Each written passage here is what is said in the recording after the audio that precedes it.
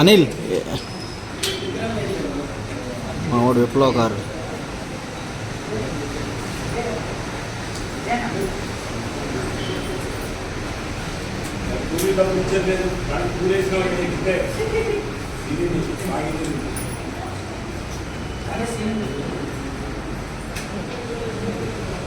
కొబ్బరికాయ కొట్టండి కొబ్బరికాయ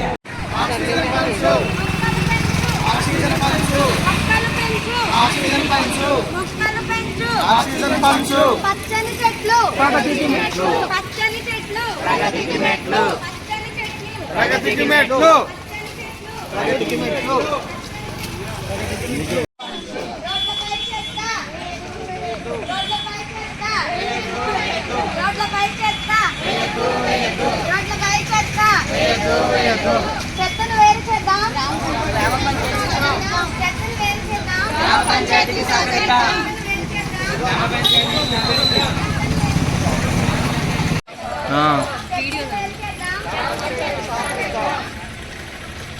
చెత్త గురించి ప్లాస్టిక్ వాడకు ప్లాస్టిక్ వాడకు ప్రాణాలు తీయకు ప్లాస్టిక్ వాడకు ప్రాణాలు తీయకు పచ్చని చెట్లు చెట్లను పెంచుదాం ఆక్సిజన్ పంచుదాం చెట్లను పెంచుదాం ఆక్సిజన్ పెంచుదాం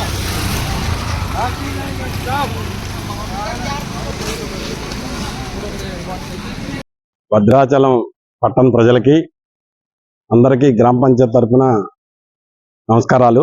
భద్రాచలంలో పొడి చెత్త కార్యక్రమంలో అందరూ సహకరించి పొడి చెత్త విడివిడిగా ఇస్తున్నందుకు దాదాపు 90% ఇస్తున్నారు. ఇదే విధంగా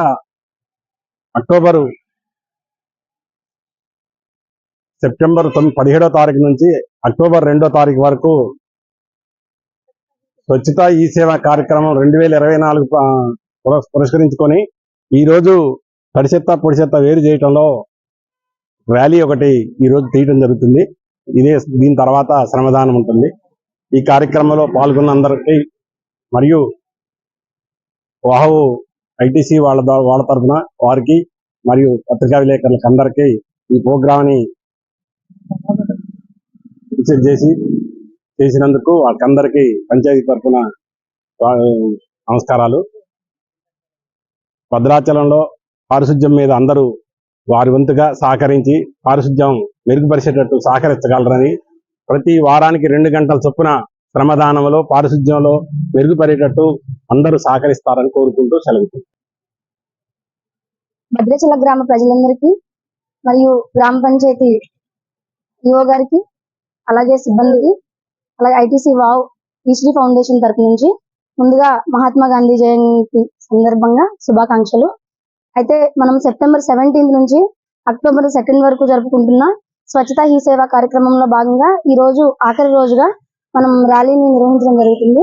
ఈ ర్యాలీని మొదటగా ఈఓ గారి చేతుల మీదుగా స్టార్ట్ చేసి మనం ప్లకార్డ్స్ తో అలాగే స్లోగన్స్ తో ఏదైతే గాంధీ గారు కలలుగన్న మన స్వచ్ఛ భారతావనిని సాకారం చేయడం కోసం కృషి చేస్తున్నటువంటి గ్రామ పంచాయతీ తరపు నుంచి మేము కూడా అందులో భాగస్వాములమై ఈ రోజు ఈ కార్యక్రమాన్ని చేపట్టాము.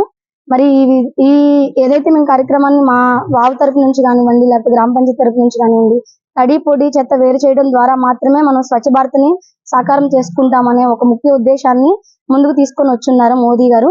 ఈ కార్యక్రమాన్ని ఇంతే విజయవంతంగా ప్రజలందరూ కూడా రోజు కనీసం ఒక 10 to 15 మినిట్స్ అయినా మన చెత్తను వేరు చేయడం మీద పెడితే కనుక మనం దీన్ని సాధ్యం చేయడానికి కుదురుతుంది. పారిశుద్ధ్యం అనేది ఒక గ్రామ పంచాయతీ చేస్తే సరిపోదు, అది ప్రజలందరూ కూడా వారి సహకారాలను ప్రతిరోజు అందించాల్సి ఉంటుంది.